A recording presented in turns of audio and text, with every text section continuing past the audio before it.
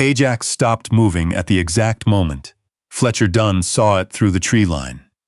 And that combination, the dog frozen mid-step and something that had no business being there, made Fletcher go still in a way he hadn't since overseas. He stood on a ridge deep inside the Hoh Rainforest, Olympic National Park, somewhere the trail maps stopped caring about. The moss hung thick from the big leaf maples. The rain from 3 days ago still dripped from the ferns in slow, irregular beats. Somewhere in the canopy, a raven called twice and went quiet. Ajax hadn't moved. He stood 8 feet ahead of Fletcher, body locked, ears angled forward, every muscle tuned to something Fletcher couldn't yet hear. The dog's dark coat was wet from the morning fog.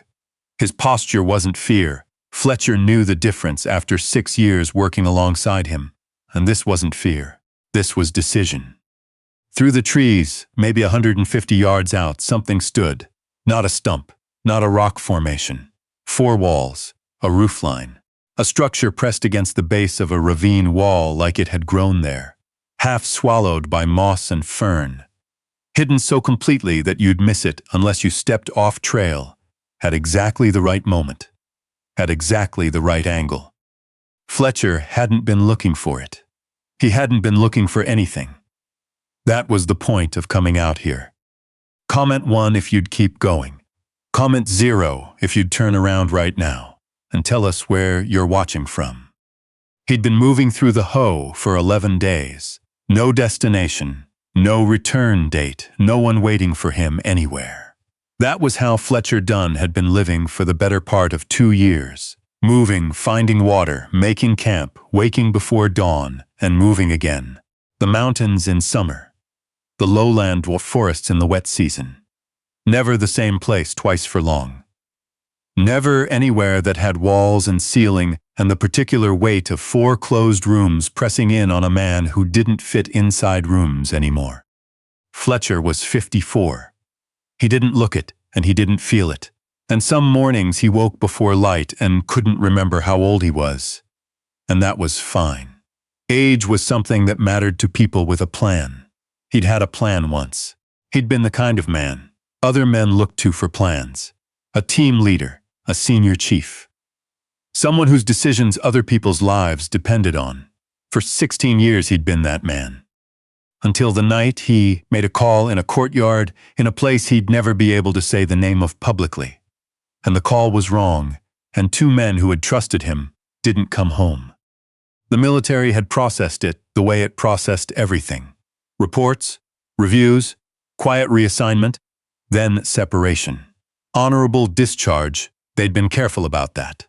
The word sat in his chest like a stone he couldn't put down. He'd tried the city. He'd tried a small town in eastern Washington where nobody knew him. He'd tried a rented room with a bed and a window that looked out onto a parking lot. He'd lasted 4 months before the walls started doing what walls do to certain men, and he'd picked up what he could carry and left the rest, and he'd been moving since. Ajax had come with him from the beginning. The dog had been medically retired from the Navy's working dog program 18 months before Fletcher's own discharge. A torn ligament, healed well enough for civilian life but not for active deployment. A counselor at the VA had mentioned the adoption program, the one time Fletcher went. He'd driven 3 hours to pick Ajax up without fully understanding why. The dog had been 9 then. He was 11 now, gray at the muzzle, deliberate in his movements, in a way he hadn't been at his peak. But still sharp, still watching. Still the one thing in Fletcher's life that didn't ask questions and didn't require explanations. Fletcher exhaled slowly, 4 counts in. Hold. The habit had come from a therapist he'd seen twice before deciding he was done with the process. The breathing had stayed. Ajax remained locked on the structure through the trees. Fletcher dropped to a crouch and studied it from a distance, the way he'd been trained to study anything that didn't fit. Roughly 30 feet long, single story, maybe a partial second level at the rear where the ravine wall rose. The moss coverage wasn't uniform, heavier on the north face, thinner where any light could reach. Timber construction, dark from decades of Pacific Northwest wet. The kind of dark that came not from rot but from endurance. He rose slowly, moved up alongside Ajax, and crouched again to the dog's level. "What do you see?" he said quietly. Ajax didn't look back at him. He never needed to. Fletcher set his pack against a cedar trunk. Then he waited the way he'd learned to wait, not impatiently, not anxiously, just still, giving Ajax space to decide. The dog stood motionless for another 10 seconds. Then he moved, not forward, sideways, left, threading between two vine maple trunks, choosing a route through the undergrowth that avoided the most direct approach entirely.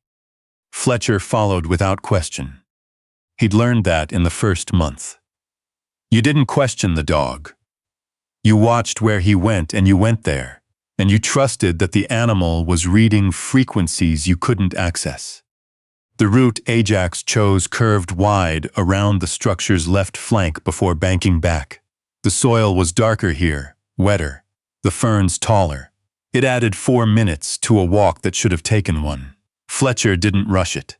He kept his eyes on the structure through the gaps in the foliage. No movement, no smoke, no light from any opening. The kind of stillness that a place settles into across years. They came in from the rear. And that was when Fletcher saw the first thing that didn't fit. A water pipe, thin, copper, running along the base of the rear wall and disappearing into the ravine rock. Not rusted through, not collapsed. Oxidized green with age, yes, but intact. He crouched beside the joint where it connected to the wall and examined it. The coupling had been rewrapped. Not recently enough to still be silver, but recently enough that the wrapping hadn't fully discolored yet. Someone had been here. Someone had made sure this held. Ajax stood at the rear of the structure, his nose working the bottom edge of what looked like a solid wall panel. Low, flush, almost invisible against the surrounding timber. Fletcher moved to him and examined it without touching. He knocked once, lightly, listened to the tone. Then knocked again, lower. Not hollow in the way of empty space, hollow in the way of a sealed room. He placed his palm flat against the wood. Cold, dry. He reached for the edge. Ajax sat down. Just sat down right there, between Fletcher and the panel. His eyes moved up to Fletcher's face and held. Wait. Fletcher pulled his hand back. He'd overridden that signal once. He didn't do it anymore. He stepped aside. Ajax rose and moved along the wall, nose low, stopped at a section 2 feet to the right. He placed one paw against the wood and pressed. The panel shifted. Not a door. A section of the exterior wall, cut and rehung to look like it wasn't. The seam was invisible unless you ran a finger along it in the right light. Fletcher pressed at the center point Ajax had indicated, and the panel swung inward on a quiet hinge. Beyond it, a room. He went through low and came up on the other side and stopped. The space was clean, not recently scrubbed, maintained, organized with a precision that was immediately recognizable to anyone who had spent time in operational environments. A row of metal shelving along the left wall, contents arranged by type and size, bandages rolled correctly, tourniquets stored flat, not bunched, a water filtration kit still sealed. 2 canisters with the weight of food stores, dense, long shelf, a folded emergency blanket, a hand crank radio, older model, antenna retracted but functional looking. A workbench along the back wall, above it fastened with small hooks, a collapsible folding saw, a pry bar, coils of paracord in 3 colors, a bag of metal trail markers still in their packaging. Fletcher turned slowly in the center of the room. This wasn't a shelter someone had stumbled into and claimed. It wasn't a survivalist cache built for personal emergency. Everything in the room pointed outward, toward the forest, toward other people moving through it. He could see the function of every item, and none of it was for the person who kept it here. Ajax moved to the far wall and stood looking at a low shelf. A single object sat on it, wrapped in treated canvas tied with cord.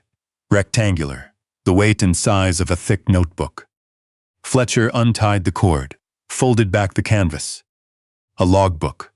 Black cloth cover, corners worn soft with handling. He carried it to the workbench and opened it. The handwriting was small and even. The penmanship of someone who'd learned to write efficiently. No wasted space, no decoration, just information. The first entry was dated. He counted back, more than 9 years ago. Date, weather conditions, wind direction, temperature, visibility. He turned the page. Same structure, more detail. Observations, 2 hikers eastbound, adequate gear. 1 solo male, appeared dehydrated, rested at the creek, continued. A group of 4 including children, inexperienced pace, continued safely through. Fletcher frowned. He turned pages. The pattern held across dozens of entries. Weather, conditions, then people, clothing, pace, condition, direction. And occasionally, quietly, water left at junction marker 7. Subject used it, continued. Or, debris cleared from upper switchback after storm. Hazard removed. He stopped on one entry and read it twice. Female hiker, early 50s, moved off trail toward east slope as conditions deteriorated. Could not reach in time. Redirected marker placed at fork. Subject returned to main trail. Safe descent confirmed. He turned more pages. First aid kits left at specific locations. Trail markers repositioned when the original line had become dangerous. A rope secured at a difficult crossing, used and replaced. All of it invisible. All of it anonymous. People who had walked through this forest and found the water they needed, found the path corrected when they drifted, found the things that kept them alive, and none of them would have known why. Fletcher's breathing had shortened without him noticing. He brought it back deliberately. 4 in, hold, out. Ajax pressed against his leg from the left side. Fletcher rested a hand on the dog's neck and kept reading. The middle entries had a different quality, same handwriting, but a word he hadn't expected buried in a routine trail repair note. We. He went back to confirm. We completed the upper approach marker this morning before the weather came in. 12 pages later, a slightly different sentence rhythm in one paragraph, another person's voice bleeding through, and then, single and stark on a page, he's gone. Took the south route before I was awake. I understand why, continuing alone. Fletcher stared at those 2 words for a long moment. Continuing alone. He'd never written it down anywhere. But he'd thought it the morning he walked out of an apartment in San Diego for the last time. Not those words, the same meaning. He turned to the back third of the logbook. The entries became shorter. The handwriting the same but the pressure lighter, as if each word cost a little more. Supply run delayed. Left knee not reliable on the descent. Adjusted route. Cache reached. Storm kept me in for 4 days. Observed 2 hikers from the ridge before visibility closed. Could not assess condition. Left marker at upper junction. Hope it was enough. Fletcher stopped on that last sentence. He'd filled out hundreds of mission logs. He'd never written hope into one. But this wasn't a mission log. It was something else. Something that had no formal name. He turned forward. Group of 3. 2 injured from a fall at the creek crossing. 3rd supporting both. Left first aid kit at the flat rock near mile marker 2. Did not witness retrieval. Monitored from the ridge until they cleared the forest boundary. All 3 out safely. He read that entry a second time. Monitored from the ridge until they cleared the forest boundary. He knew what that cost physically, in a knee that wasn't reliable. He knew what kind of man stayed on a ridge, watching until strangers were safe, before allowing himself to come down. He turned more pages. Day 4 of the knee, not improving. Rations lower than expected. Cache E2 compromised, bare intrusion. Will repair when able. Then a gap. Then. Observed, male, late 40s, military bearing. Moving without a trail, alone. German Shepherd, intact, tactical vest. Both appeared experienced. Watched from the ridge, no distress. did not approach. Fletcher's hand went still on the page. He read it again. Late 40s, military bearing, moving without a trail, German shepherd, tactical vest. He looked down at Ajax. The dog wore a worn canvas vest. Fletcher had bought at a surplus store outside Olympia 8 months ago. It held a small medical kit without it sliding. Fletcher looked back at the entry, checked the date. 19 days ago. He turned the page. Second observation. Same male and dog moving east along the ridge. Stopped at the overlook, approximately 20 minutes. Scanning pattern consistent with training, not a threat, not in distress. Noted. The room felt smaller now, not from danger, from the realization of what it meant, that he had walked through this forest as a subject in someone else's log, been assessed, been watched, been quietly left alone by someone who had made the same careful decisions about him that they made about everyone else who moved through their area. He turned the page. One more entry after the second observation. Knee significantly worse, descent difficult, supplies critical, E1 cache empty, not restocked. Will attempt resupply in the next 2 days. If not possible, reassess. And then, nothing. The rest of the logbook was blank. Fletcher sat down on the edge of the workbench. Ajax pressed hard against his leg, firm and steady, and Fletcher let the dog stay there. He thought about the entries he'd read, about the water left in caches, about the man who'd stayed on a ridge, watching strangers until they were clear, about continuing alone, written in plain handwriting by someone who had continued anyway, for years, invisibly, with no record kept anywhere that the outside world could find. Hope it was enough. The weight of those 4 words settled in a different place than he expected. Not in his chest, where the old things lived. Lower, somewhere closer to what he used to be before he stopped trusting his own judgment. Ajax lifted his head sharply. Fletcher went still. The forest outside was quiet in the way it got quiet in mid-morning after the birds settled. Not alarmed quiet, just still. But Ajax's ears were tracking, both forward, slightly asymmetric, reading a sound Fletcher couldn't resolve. Fletcher set the logbook on the shelf and moved to the entrance panel, easing it open an inch. The ravine, a ravine somewhere above, water moving over rocks 50 yards downslope. And there, at the base of a red alder 20 yards out, a shape, low, leaning against the trunk, a pack, weathered green, almost exactly the color of the moss, nearly invisible. Fletcher watched it for 30 seconds. It didn't move. He pushed the panel fully open and stepped out, Ajax coming through beside him. They crossed to the pack slowly. Fletcher crouched in front of it without touching it. Old frame, tarnished buckles, fabric dry. Here longer than last night's dew, not much longer. He leaned to look at the ground near the roots.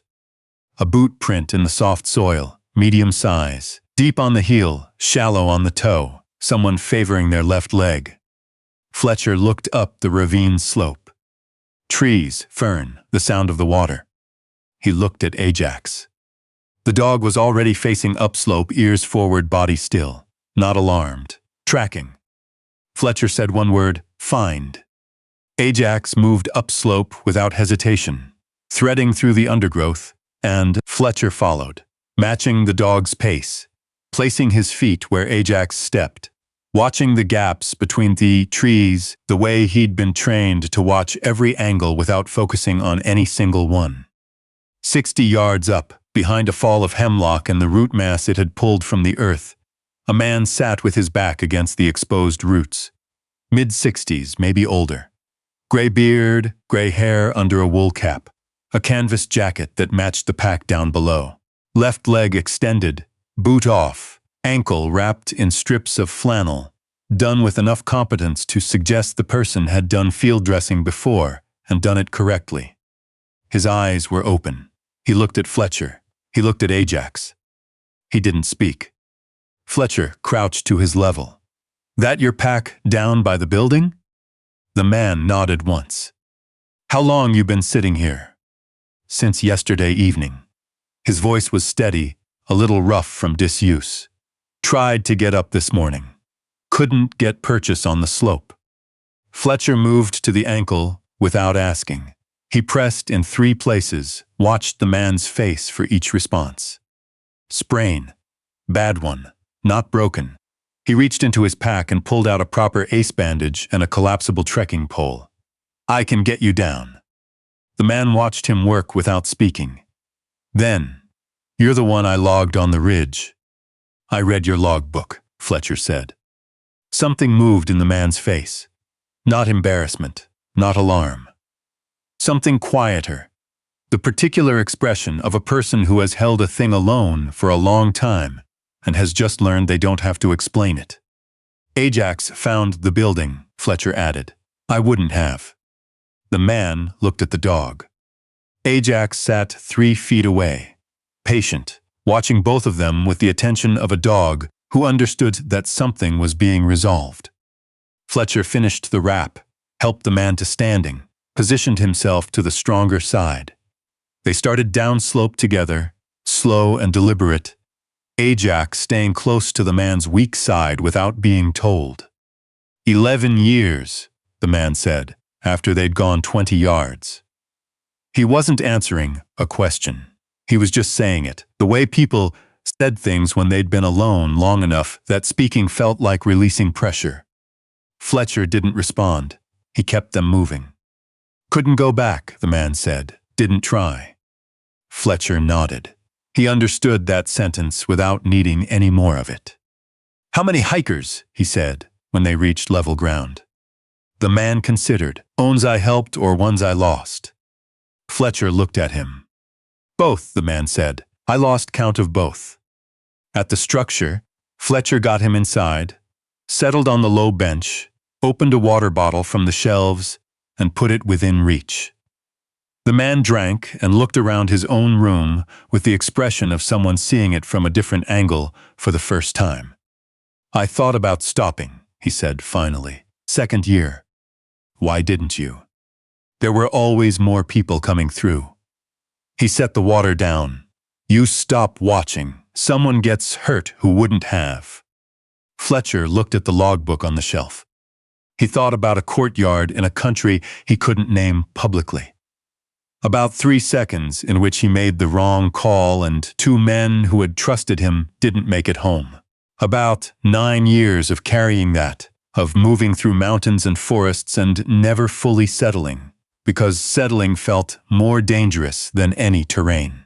About every morning he'd woken before light and breathed 4 counts in, held, 4 counts out, and gotten up and moved because moving was the only thing that gave the weight a shape he could manage.